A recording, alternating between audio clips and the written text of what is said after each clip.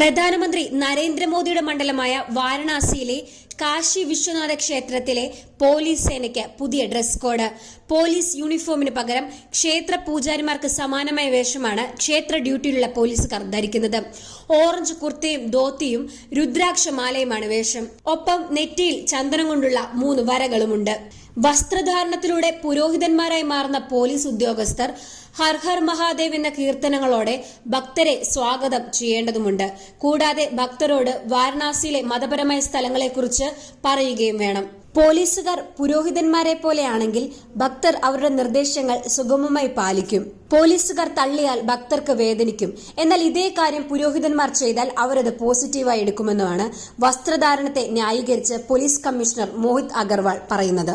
15 ദിവസത്തെ ട്രയൽ കാലയളവിലേക്കാണ് ഈ മാറ്റം കൊണ്ടുവന്നിരിക്കുന്നത്. പിന്നീട് ഇത് അവലോകനം ചെയ്ത് തീരുമാനമെടുക്കുമെന്ന് പോലീസ് കമ്മീഷണർ പറയുന്നു.